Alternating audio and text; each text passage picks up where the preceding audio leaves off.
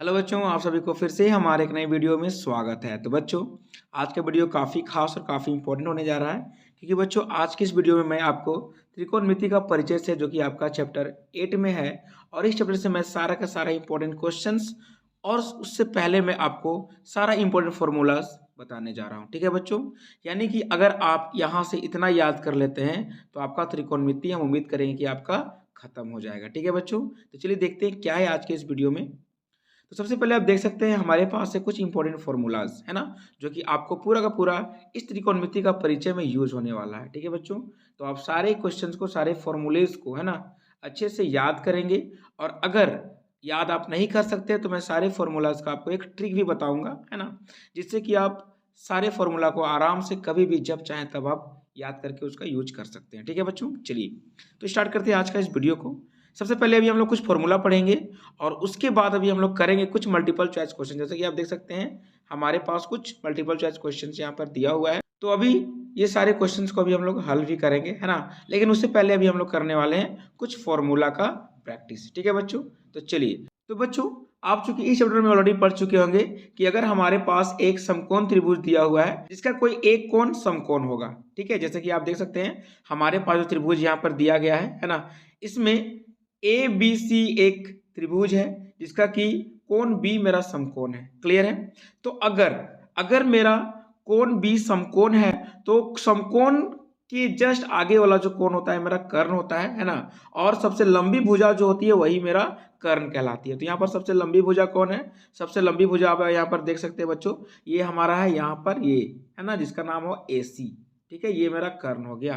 Clear है। उसके बाद जहां पर थीटा मेरा सटा हुआ होता है, तो थीटा कहां पर, ये देखिए ये मेरा थीटा है ना। तो अगर यहां पर मेरा थीटा है तो जहां से थीटा सटा हुआ रहेगा वो मेरा आधार बन जाता है। क्लियर है। और जो आधार पे जो भुजा होगी खड़ी उसको हम लंब कहेंगे।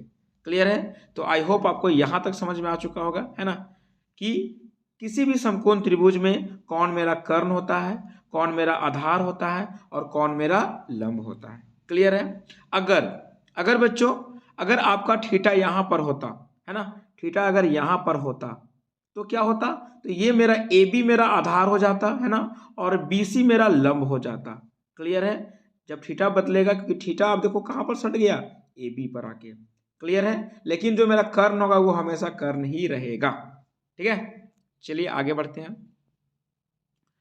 तो अगर यहां तक क्लियर है आपको, तो सबसे पहला फॉर्मूला और सबसे इजी फॉर्मूला, और आप लोग इस फॉर्मूले को कब से आप लोग यूज कर रहे होंगे शायद आपको पता भी नहीं, है ना। तो देख सकते हैं हमारे पास ये तीन फॉर्मूला दिया गया है और ये तीनों फॉर्मूला है पाइथागोरस प्रमेय का, जिसका कि मेन फॉर्मूला क्या होता है बच्चों? इसका मेन फॉर्मूला होता है h² is equal to p² plus b²। Clear है। ये इसका मेन फॉर्मूला है पाइथागोरस प्रमेय का, है ना। आपने पढ़ा होगा, आपने इसे सिद्ध भी किया होगा। क्लियर है। तो यहीं से तीनों फॉर्मूला भी हम लिखने वाले हैं। ठीक है। जैसे कि पहला हमारा है h अगर निकालना होगा हमें, है ना, जब हमें यहां से h निकालना होगा तो क्या फॉर्मूला है, तो स्क्वायर अगर इधर आ जाएगा तो रूट आ जाएगा, है ना। तो h का फॉर्मूला मिल जाएगा हमें, तो ये रूट बन जाएगा, वही हमारा फॉर्मूला है। तो root under p² plus b²। Clear है। लेकिन जब हमें p निकालना होगा, है ना, जब p निकालना होगा तो क्या करना होगा, हमें b को इधर लेके आना पड़ेगा। तो जब b इधर आ जाएगा हमारा h² के तरफ, तो h² माइनस b² हो जाएगा। इसीलिए p का फॉर्मूला आप देख सकते हैं यहाँ पर, क्या फॉर्मूला है बच्चों, यहाँ पर हमारा ये है, p का फॉर्मूला हो जाएगा h root under h² minus b²। Clear है। तो इस तरीके से आपको, है ना, b का ही फॉर्मूला आप निकाल सकते हैं। b का क्या हो जाएगा, root under h² minus b²। Clear है। ये तो छोटा फॉर्मूला है, बच्चा वाला फॉर्मूला है ना।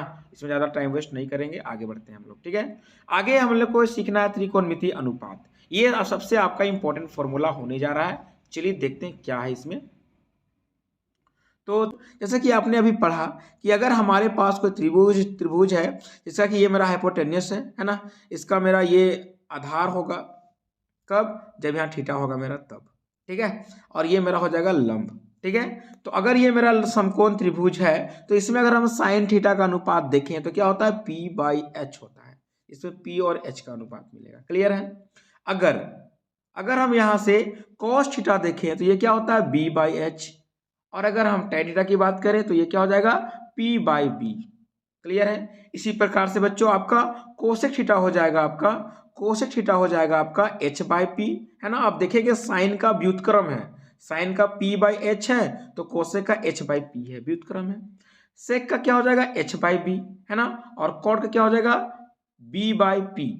कोस आप देखेंगे कोस थीटा का व्युत्क्रम यहाँ पर सेक थीटा है और टेन का व्युत्क्रम यहाँ पर कॉट है हमारे पास। क्लियर है? आई होप आपको यहाँ तक समझ में आ चुका होगा। ठीक है बच्चों, चलिए तो बच्चों ये रहा हमारा त्रिकोणमितीय अनुपात का बेसिक फॉर्मूला। क्लियर है? लेकिन अगर ये बेसिक ही याद नहीं रहा तो आपका मिशन फेल हो जाएगा। तो नहीं, मिशन फेल नहीं होने देना है। इसको, इस फॉर्मूला को याद रखने का एक सिंपल सा ट्रिक है ना। और ये ट्रिक कहता है पंडित बद्री प्रसाद हरि हरि बोल, है ना, पंडित बद्री प्रसाद हरि हरि बोल और सोना चांदी तोल, यानी कि साइन कॉस टेन। क्लियर है? तो साइन का फॉर्मूला क्या मिल जाएगा p बाई एच, देख लीजिए आप p बाई एच, है ना। कॉस का फॉर्मूला क्या मिल जाएगा b बाई एच और टेन का क्या मिल जाएगा p बाई बी। क्लियर है? उसी प्रकार से व्युत्क्रम कर देंगे हम लोग किसका, साइन का व्युत्क्रम, तो कोसेक मिल जाएगा, उल्टा इधर से h बाई पी हो जाएगा, है ना। व्युत्क्रम का मतलब उल्टा देखेंगे अब हम लोग। ठीक है? जैसे कि अगर हम देखना है कोसेक का तो उल्टा देखेंगे h बाई पी हो जाएगा। ठीक है? उसके बाद सेक का h बाई बी हो जाएगा, है ना, h बाई बी देखो यहाँ पर है। और कॉट का हो जाएगा b बाई पी हो जाएगा, b बाई पी। क्लियर है? तो इस फॉर्मूला से, इस ट्रिक से आप आसानी से याद रख सकते हैं और ये बेसिक है, इसको आपको किसी भी तरीके से याद रखना ही पड़ेगा। क्लियर है बच्चों? चलिए आगे बढ़ते हैं। तो जैसा कि अभी हम लोग पढ़े, क्या पढ़े अभी हम लोग पढ़े कि साइन थीटा जो होता है ना, साइन थीटा ये किसका व्युत्क्रम है, कोसेक का, और कोसेक व्युत्क्रम है साइन का। तो हम लिख सकते हैं sine theta is equal to 1 by cosec theta लिख सकते हैं, और कोसेक थीटा को लिख सकते हैं 1 बाय साइन थीटा। क्लियर है? चलो आगे बढ़ते हैं। तो ये बेसिक फॉर्मूला से ये फॉर्मूला हम लोग निकाल के आ रहे हैं और ये वेरी इंपॉर्टेंट फॉर्मूला है। इसको अभी हम लोग जब सिद्ध करने वाला क्वेश्चंस करेंगे तो उसमें बहुत ज़्यादा यूज करेंगे इसको हम लोग। ठीक है? तो यहीं पर अभी हम आपको बता दे रहे हैं। उसी प्रकार से कोस जो है सेक का व्युत्क्रम है और सेक कोस का व्युत्क्रम है, तो कोस थीटा हो जाएगा 1 बाय सेक थीटा और सेक थीटा हो जाएगा 1 बाय कॉस थीटा। क्लियर है? उसी प्रकार से tan कॉट का व्युत्क्रम है और कॉट tan का व्युत्क्रम है। क्लियर है? तो यहाँ से बच्चों हम लिख सकते हैं tan theta is equal to 1 by cot theta, है ना, और cot theta is equal to 1 by tan theta. I hope आपको यहाँ तक समझ में आ चुका होगा। और यहीं से निकल के आता है एक स्पेशल फॉर्मूला।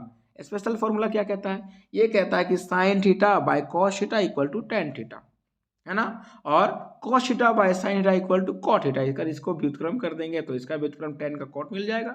आए बात समझ में? तो ये दो स्पेशल फॉर्मूला है ना, ये दोनों स्पेशल फॉर्मूला को भी आपको याद रखना है। क्लियर है बच्चों? जब हम लोग सिद्ध करने वाला क्वेश्चंस करेंगे तो आपको ये सारा फॉर्मूला आपको यूज होगा। ठीक है? चलिए आगे बढ़ते हैं।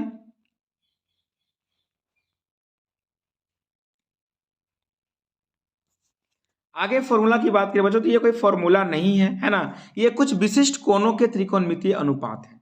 ठीक है? कुछ स्पेशल कोण होगा उसका त्रिकोणमितीय अनुपात हम यहाँ पर ऐसे परिकलित करेंगे। ठीक है? इसको भी, यहाँ से भी एक इंपॉर्टेंट क्वेश्चन परीक्षा में हमेशा पूछा जाता है, तो ये टेबल को आपको थोड़ा ध्यान में सेट करना होगा। क्लियर है? इस टेबल को भी याद करने का ट्रिक है ना, सारा फॉर्मूला को याद करने का ट्रिक है। क्लियर है? तो बस आपको ट्रिक पर काम करना है। क्लियर है बच्चों? चलिए, तो ये सारा फॉर्मूला क्वेश्चन में यूज होगा। तो याद कैसे करना है? अगर ये साइन थीटा को अगर हम देखें, साइन थीटा तो क्या हो जाएगा, तो 0 डिग्री, 30 डिग्री, 45, 60, 90, यही 5 कोण है।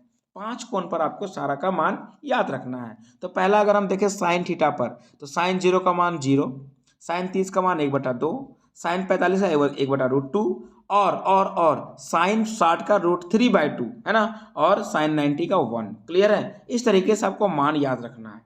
हार्ड है ना, डिफिकल्ट लगा? चलो इसको आसान कैसे बनाया जाए, है ना। इसको आसान बनाने के लिए क्या करना है बच्चों? करना कुछ भी नहीं है। जैसे कि आप मोबाइल नंबर याद करते हैं, है ना, आप 10 अंक का मोबाइल नंबर याद कर लेते हैं, बहुत आसानी से कर लेते हैं याद। तो आपको यहाँ पर 5 अंक याद कर लेना है। क्लियर है? कितना अंक याद करना है? 5 अंक। कौन कौन सा अंक याद करेंगे वो भी आपको बता दे रहे हैं। तो याद करना है सीधा सीधा आपको 0, 1/2, 1/√2, √3/2 और 1। इसमें से आपको याद करने के लिए जो डिफिकल्ट होगा, जो कठिन लगेगा, तो बीच का 3 संख्या, है ना। बाकी लास्ट में जीरो और सॉरी शुरू में जीरो है और लास्ट में 1 है। क्लियर है। बीच में क्या है 1/2, 1/√2 और √3/2। अगर ये 3 को अगर आप सेट कर लेते हैं दिमाग में तो टेबल आपको कभी भी नींद में भी जगा कर पूछ देंगे तो आप बता दीजिएगा, है ना। चलिए देखते हैं। तो जैसे कि याद कर लिए अगर 0, 1/2, 1/√2, √3/2 और 1 तो क्या करना होगा, तो साइन का आपका सारा मान आपको मिल गया। क्लियर है। तो अब चाहिए कॉस का मान।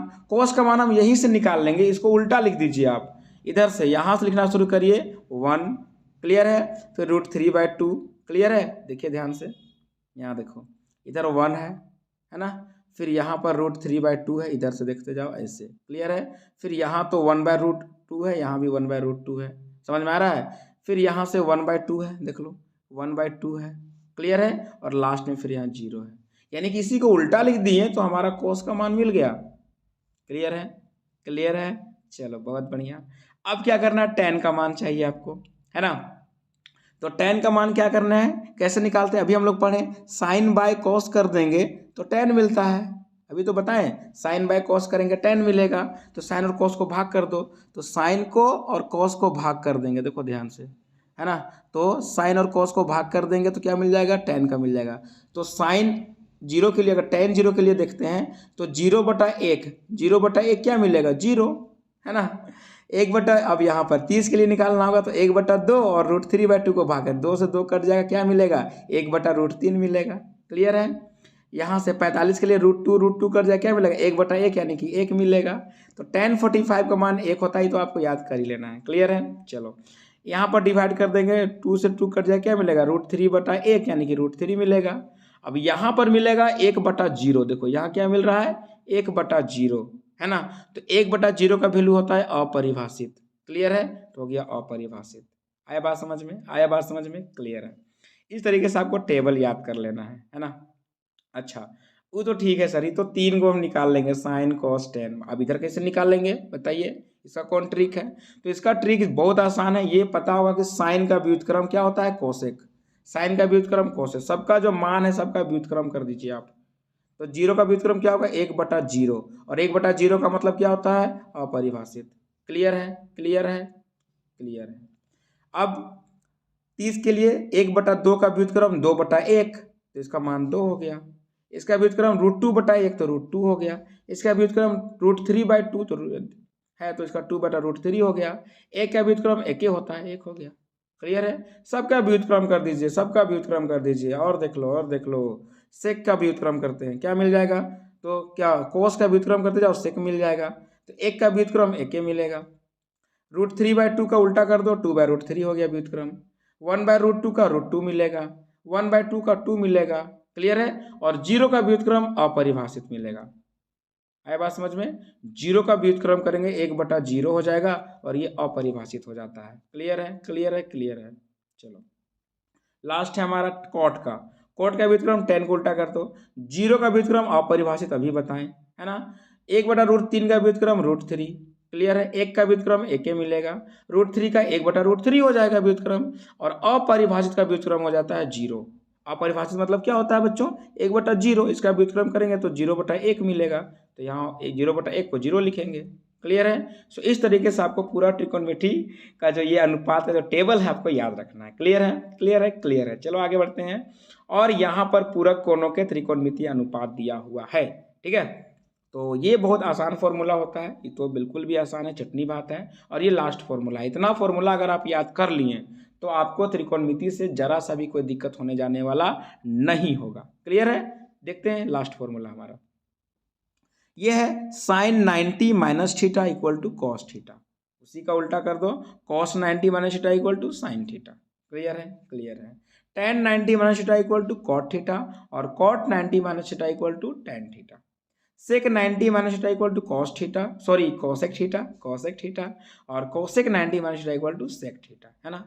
तो ये यहाँ पर 2-4 फॉर्मूला मिल गया। इतना फॉर्मूला अगर आप कर लेते हैं तो आपको त्रिकोणमिति से जरा सा भी कोई दिक्कत तकलीफ होने जाने वाला नहीं होगा। क्लियर बच्चों। क्लियर बच्चों। चलिए तो अब आते हैं हमारा प्रश्न उत्तर पर, है ना। तो जैसा कि आप देख सकते हैं यहाँ से शुरू होता है हमारा बहुविकल्पी प्रश्न उत्तर और हमारा समय हो चुका है लगभग बहुत ज़्यादा। तो इस यहाँ से जो हमारा प्रश्न उत्तर होगा इसको हम लोग हल करेंगे अगले क्लास में, है ना। तो अगर यहाँ तक आपको सारी बातें समझ में आ चुकी होगी, सारा फॉर्मूला याद हो चुका होगा, तो आप हमारे अगले वीडियो में जरूर मिलिए। वहाँ पर हम सारे क्वेश्चंस को हल करने वाले हैं। क्लियर है बच्चों। और आपको ट्रिक बताएंगे कि मल्टीपल चॉइस क्वेश्चंस को कैसे हल किया जाता है, कम समय में कैसे हम उसको सॉल्व करेंगे, एकदम सटीक आंसर लाएंगे और टिक लगा के निकल जाना है। क्लियर है। तो बच्चों अगर ये वीडियो आपको इंपॉर्टेंट लगा होगा, अच्छा लगा होगा, तो आप हमारे चैनल को जरूर सब्सक्राइब कर लीजिएगा, बेल आइकन को प्रेस कर लीजिएगा, है ना, ताकि और भी इंपॉर्टेंट वीडियोस के नोटिफिकेशंस आपको एग्जाम तक मिलते रहेंगे। ठीक है बच्चों। कुछ दिन मैं वीडियोस आपके लिए नहीं ला पा रहा था क्योंकि थोड़ा सा मेरा गला खराब होता है ना, और बोलने उलने में बहुत सारा दिक्कत हो रहा था, गला भी थोड़ा ठीक हुआ है, तो मैं फिर से वीडियो को कंटिन्यू कर रहा हूँ। और अभी एग्जाम तक मैं आपको सारे इंपॉर्टेंट क्वेश्चंस और बहुत सारा प्रैक्टिस करवाने वाला हूँ। तो जो भी बच्चे नए हमारे चैनल पर आ रहे हैं, तो आप जल्दी जल्दी इस चैनल को सब्सक्राइब कर लीजिएगा, बेल आइकन को प्रेस कर लीजिएगा, ताकि और भी इंपॉर्टेंट क्वेश्चंस के नोटिफिकेशंस आपको मिलते रहे। ठीक है बच्चों। सॉल्व करने वाले अभी हम लोग इसको अगले क्लास में। ठीक है। चलिए तब तक के लिए जय हिंद, जय भारत, वंदे मातरम।